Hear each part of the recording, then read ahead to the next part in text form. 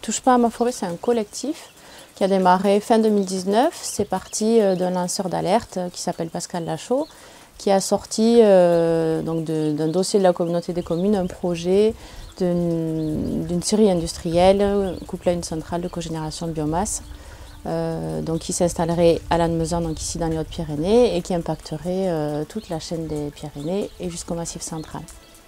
On voit que ce dossier, il est de but en blanc. D'abord, il représente un déni démocratique, mais après, il remet en cause fondamentalement les équilibres naturels au niveau de la biodiversité, en voulant effectuer des prélèvements inconsidérés, surdimensionnés, pour une forêt qui est une forêt relativement jeune. La forêt des Pyrénées, il n'y a que 2% sur tout le massif des Pyrénées, sur 750 000 hectares, il n'y a que 2% de forêts qui sont des vieilles forêts. Donc, je fais mon boulot d'élu. Je mets ce dossier sur la place publique et on crée, au mois de février, on crée avec 7 organisations, ce qui deviendra le collectif Touche pas à ma forêt. Et très rapidement, un an après, c'est 50 organisations, 3500 citoyens sur la chaîne des Pyrénées, et à notre actif, une dizaine de manifestations. L'année dernière, au mois de mai, on a organisé donc ici à Nestier un rassemblement des alternatives forestières où on a essayé d'avoir un partage, un retour d'expérience d'autres luttes qui existent en France contre des grands projets inutiles. On a fait venir des personnes de la ZAD de Notre-Dame-de-Lande, d'Adré-Morvan, du Chat Sauvage, etc. Et Gaspard Danès qui est venu à ce moment-là et qui s'est dit tiens, pourquoi pas rester dans cette dynamique de se mettre tous ensemble. On s'est rendu compte que nos luttes étaient souvent un peu dispersées et qu'on avait du mal à se relier, à faire front commun en fait, contre l'industrialisation de la filière bois. Et donc l'idée, c'était de justement tisser de nouvelles alliances, créer de nouvelles solidarités et renforcer le lien entre chaque lutte forestière. C'est comme ça qu'est né l'appel pour des forêts vivantes. On a lancé un manifeste qui a été publié sur Reporter, Mediapart et la revue Terrestre. Et cette idée, c'était de ne pas faire une seule action comme une action en coup d'éclat, mais de lancer une campagne de mobilisation sur le long terme avec plusieurs mobilisations, plusieurs actions. Le 16 et 17 octobre 2021, il y a eu des milliers de personnes qui ont manifesté à travers la France pour des forêts vivantes. Il y a eu des carnavals sauvages dans les forêts, il y a eu des plantations dans d'anciennes coupes rases, des marches aussi dans les bois. Et donc c'était une belle réussite, une première mobilisation. Et là on s'est retrouvé aussi aujourd'hui, donc en mars 2022, pour faire la première assemblée des luttes forestières. Donc c'est un moment inédit où il y a une quarantaine de délégations venues de toute la France, une centaine de personnes qui sont présentes. Et l'idée c'est de créer une culture commune, d'identifier contre quoi on se bat et de trouver des marges de manœuvre pour pouvoir gagner. Parce qu'en fait, on se rend compte qu'il y a un engouement certain pour la forêt aujourd'hui, une prise de conscience des risques sur la forêt, mais on peine pourtant à avoir des victoires politiques. Et c'est pour ça qu'il est nécessaire de se rassembler aujourd'hui et de renforcer le mouvement. Donc le réseau pour les alternatives forestières, le RAF, c'est une association qui a été créée en 2008, qui s'est vraiment constituée en 2013 d'ailleurs. Et en fait, ça répondait à un besoin, à un sentiment d'impuissance des professionnels de la forêt et du bois, que ce soit des bûcherons, des menuisiers, des propriétaires, mais aussi des citoyens et citoyennes, de se réapproprier le débat sur la gestion forestière. En effet, c'était un débat qui était très privatisé, très réservé aux spécialistes. C'est-à-dire qu'en gros, si vous ne saviez pas ce que c'était qu'un dépressage ou une éclaircie, vous ne connaissez rien à la forêt, vous n'avez rien le droit de dire, vous n'allez dire que des bêtises. Voilà, comme quoi couper des arbres c'est mauvais pour la forêt, or c'est pas ça du tout. Donc là, nous, l'idée, ça a été de rassembler toutes celles et ceux qui avaient envie d'œuvrer pour que la gestion forestière soit vraiment au service des communs, de l'eau, de l'air, de la filière forêt-bois, mais surtout dans la filière forêt-bois, non pas pour que ce soit du bois qui parte à l'exportation, dont on ne sait pas où il va, comment il est traité, quelles sont les déperditions après d'ailleurs, est-ce qu'il y a des gros bois qui pourraient partir en menuiserie ou en charpente qui finalement finissent en palette ou en bois énergie.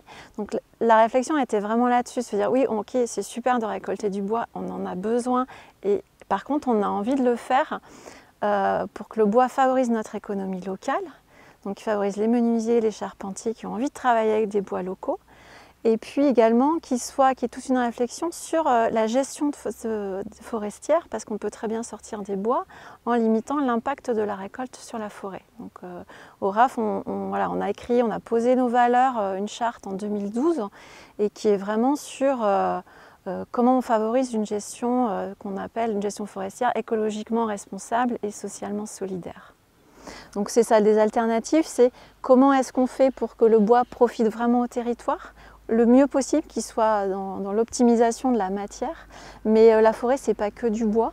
Donc c'est aussi comment est-ce qu'on prend conscience de la richesse qu'il y a dans ces systèmes vivants, dans cet écosystème, on parle d'écosystème, et comment on y favorise la vie dans sa pluralité maximum.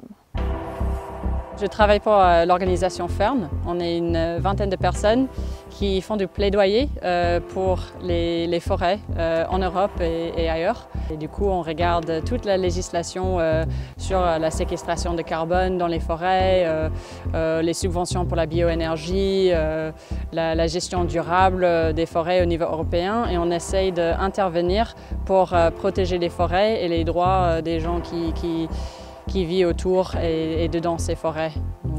Donc on a besoin de savoir quelles sont les luttes dans les forêts françaises pour pouvoir les amener devant les élus au Parlement européen, devant des États membres de l'Union européenne pour montrer qu'en fait, voilà, il y a des problèmes, mais il y a aussi des alternatives de gestion des forêts. Et donc c'est grâce à ces réunions oui, qu'on puisse améliorer les lois au niveau européen. En fait, les luttes sont pareilles un peu partout. Donc, quand je regarde en Pologne, il y a des plans de gestion, par exemple, où les décideurs politiques n'ont pas consulté la public, par exemple. Donc, oui, on voit des luttes autour de la prise de décision, de la démocratie autour des questions forestières. Donc, c'est vrai que chaque forêt a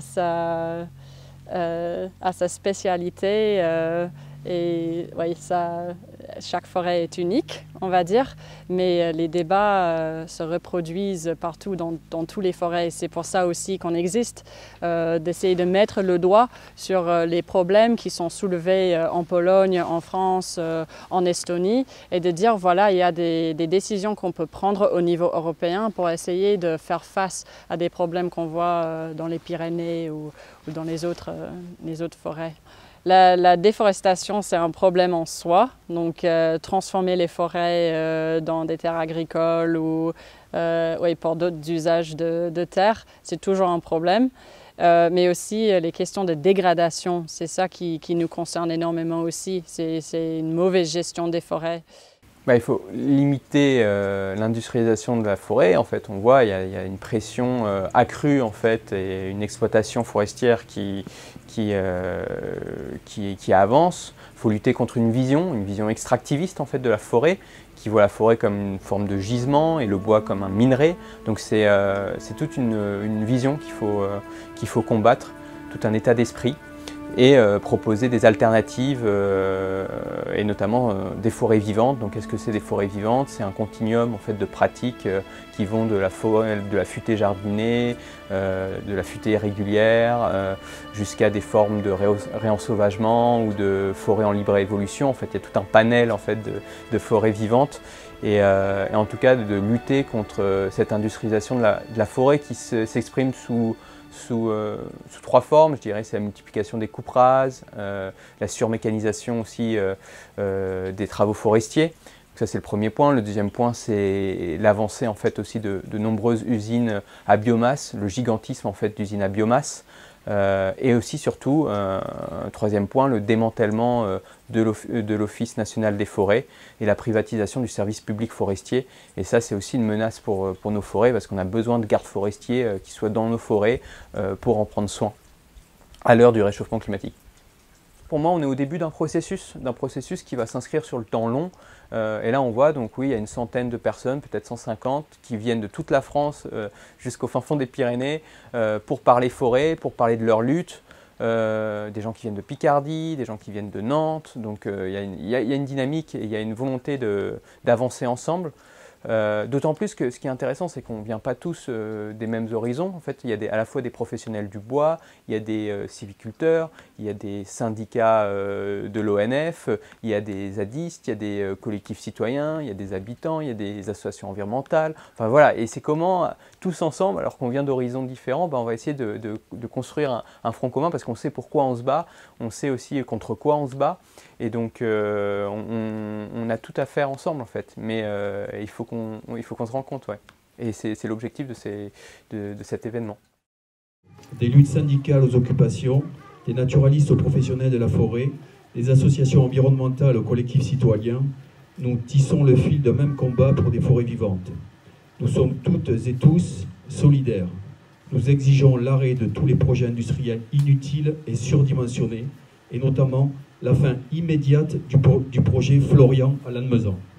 On ne s'est pas dit tiens on va faire ça, c'est chouette. On l'a fait en réponse à un problème qui est l'industrialisation des forêts, qu'on dénonce. Par contre, on a vraiment envie de se positionner sur des propositions pour dire il y a d'autres façons de faire en forêt que l'industrialisation ou n'y rien faire du tout. L'homme, la femme ont leur place en forêt, le bois c'est un super matériau. Donc nous on se positionne en soutien à ces luttes. On est très heureux qu'il y ait un collectif SOS Forêt qui porte beaucoup ces luttes citoyennes, qu'il y ait plein de collectifs qui se rassemblent, que ce soit dans les Pyrénées avec Touche pas à ma forêt, mais là il y a une quarantaine de collectifs qui sont réunis pendant ces 2 journées. Ces collectifs qui ont répondu à un appel lancé, les premières réunions c'était en juillet, mais c'était suite à des rencontres qui ont eu lieu ici même au mois de mai, et c'est là où vraiment les gens se sont dit mais en fait, il y a quelque chose à faire, on a des choses en commun à partager. Et c'est là d'où est née l'idée de faire ces 3 saisons d'un appel pour des forêts vivantes, avec un premier appel qui a eu lieu en automne, qui a réuni une quarantaine d'actions. Et aujourd'hui, là, on est une quarantaine de collectifs, on est plus d'une centaine de personnes, donc vraiment, c'est une super réussite.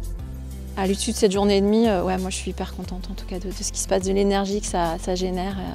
On sent qu'il y a des synergies et on sent que derrière, il va se passer des choses. Là, notre objectif était de nous rencontrer, de nous rassembler. Je pense que notre objectif est atteint. Et donc ça, c'était l'acte 2. Et l'acte 3, ça sera une action commune d'envergure nationale. Donc peut-être plutôt tous les collectifs qui se rassembleront à un endroit pour faire une action. Mais j'en dis pas plus.